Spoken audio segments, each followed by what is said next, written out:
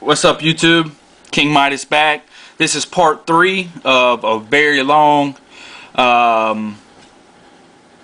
tutorial slash beat making video. Once again, I see it all the time, how to warp in Ableton Live 8 and above. But I think it started back in 6 or 7, or I don't know. I started doing it in 8 because I like the how it works. It's pretty awesome, and yeah. So let's get into it.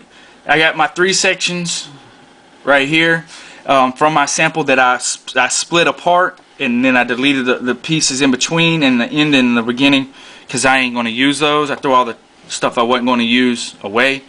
And let's just double click on the first one up in the little right here in the color bar with the file name, and it'll come up down here.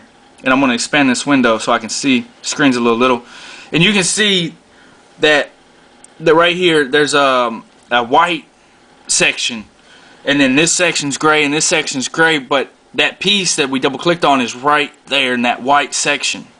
So we're just going to zoom into it and get it right there on the screen, and we're going to listen to it real quick. Alright, so right here at 9.4 is where my sample begins, and actually Ableton sees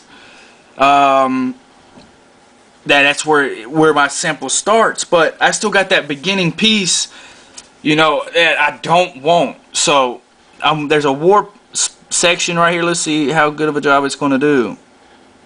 Yeah, it looks like it did a pretty good job. So let's make a warp marker by double clicking on the little down arrow in the little gray box or bar, the darker gray bar, and you'll get a warp marker.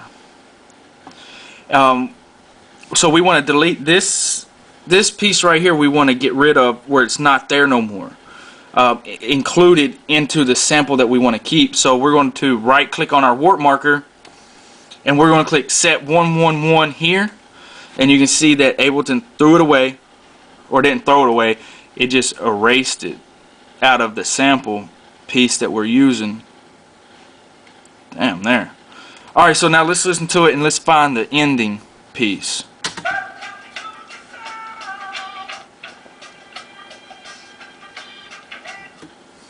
Alright, so it seems like it's about right here. I want to say it's probably going to be right here or right here. And we're going to play it. It's right here. But Ableton sees it, the voice or the vocal in the track, and not where they change up in the beat. So we're going to need to come over here and make our own warp marker. Like that. Just come over a little off of their warp marker and then make a warp marker, or their suggested area. And then this is where it gets tricky. I'm going to take that because I don't need this, and I'm just going to click and drag it to yeah,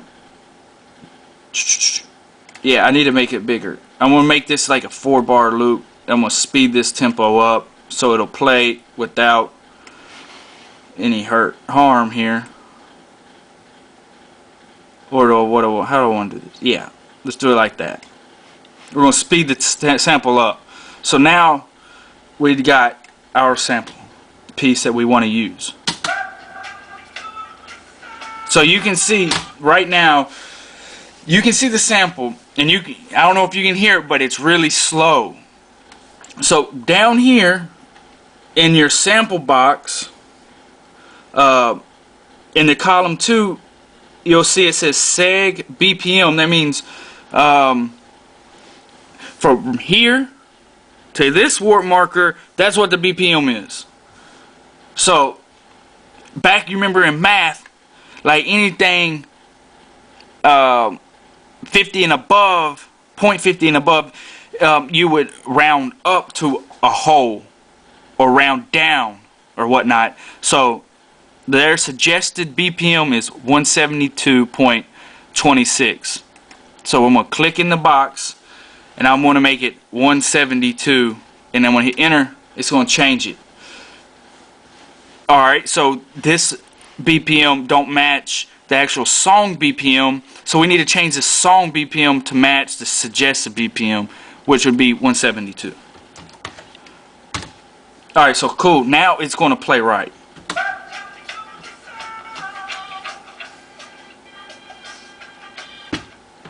Alright, cool. And I need to get this loop on. Oh, wow. Turn that loop off. What the fuck? Sorry, my bad, people.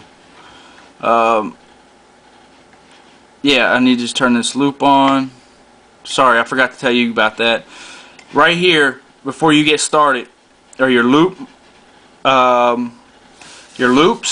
you got a left arrow for where the left part needs to be on the beginning of the sample, and the right arrow pointing inward needs to be on the end of it.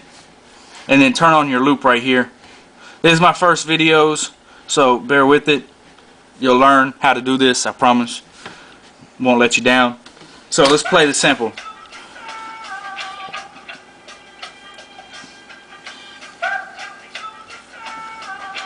Alright, cool. So now it's off tempo for sure. And I can see it physically, I can see it. So we need to start putting it back on tempo.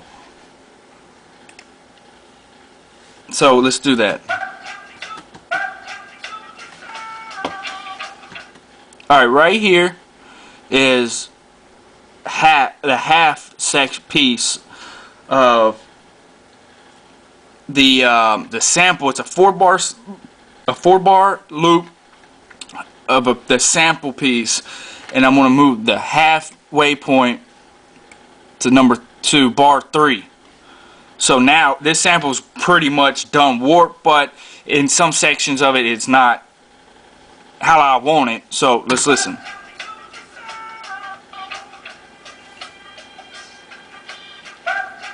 Alright, cool. And then I'm going to come over here to the second bar, and I'm going to move it in. Same thing on this fourth one, so a little afterwards. Boom.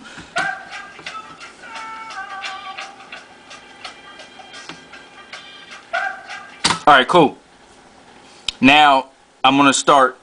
I'm not going to talk too much right here, but I'm going to start putting in all my little warp markers to get it completely on beat. So I'm going to just take care of the business real quick.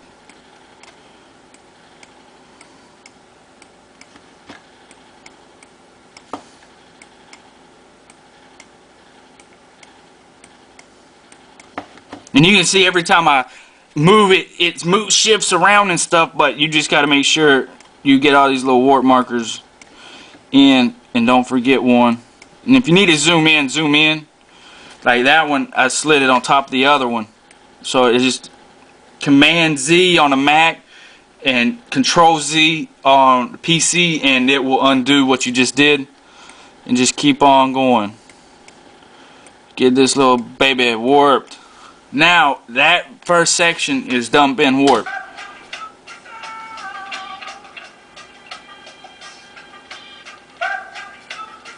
Yeah, that's on point, and we can turn on the metronome.